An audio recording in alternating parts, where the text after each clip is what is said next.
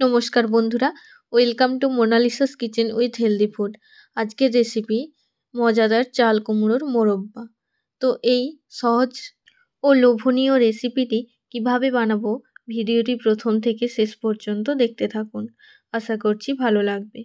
তো চাল কুমড়োর মোরব্বা বানানোর জন্য প্রথমেই আমার লাগবে চাল কুমড়ো।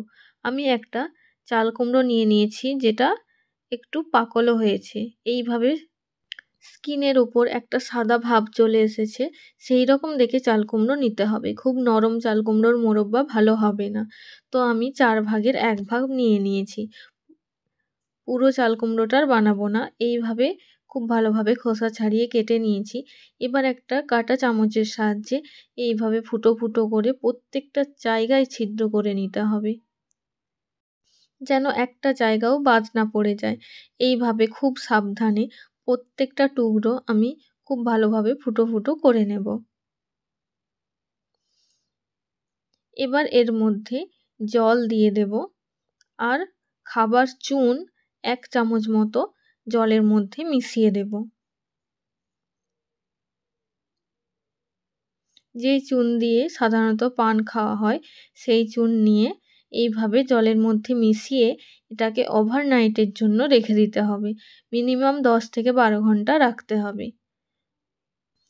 ছিদ্র করে নেওয়ার পর যে নরম ভাবটা চলে এসেছিল চুন জলে ভেজানোর পর, এটা অনেকটা শক্ত হয়ে যাবে।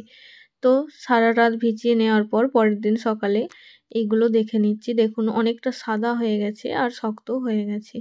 এবার এইগুলো 3 থেকে 4 বার জল পাল্টে পাল্টে খুব ভালোভাবে ধুয়ে পরিষ্কার করে নিতে হবে, যাতে চুনের একটুও অংশ না রয়ে যায়। তো খুব ভালোভাবে ধুয়ে পরিষ্কার করে নিয়েছি। এবার এইগুলোকে ছোট ছোট টুকরো করে নেব, যেমন মোরব্বার আকার হয়। আপনারা যে কোনো শেপে এগুলোকে টুকরো করে নিতে পারেন। এইভাবে টুকরো করে নিয়েছি। এবার এর মধ্যে জল দিয়ে চাল কুমড়োগুলো প্রায় 90% সেদ্ধ করে নিতে হবে। 100% কুক করা যাবে না, এটাকে 90% সেদ্ধ করে নেব। তাই অনেকটা পরিমাণ জল দিয়ে আমি চুলায় বসিয়ে দেব। মিডিয়াম ফ্লেমে এটাকে সেদ্ধ করে নেব। এই মোরব্বাগুলো সেদ্ধ করার জন্য অনেকটাই টাইম লাগবে।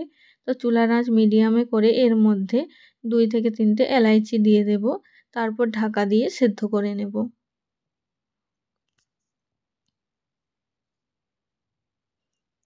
তো ঢাকা খুলে দেখে নেব সেদ্ধ হয়েছে কিনা।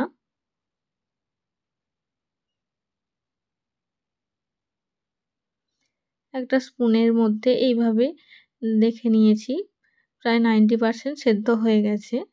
এবার এইগুলোকে নামিয়ে নেব।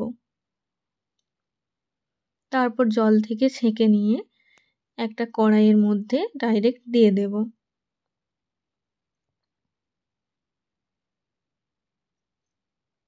যেহেতু আমি মোরব্বাটা কড়াইতে বানাবো, তাই ডাইরেক্ট কড়াইয়ের মধ্যে দিয়ে দিলাম। এবার এর মধ্যে দিয়ে দেব 1.5 বাটি মতো চিনি।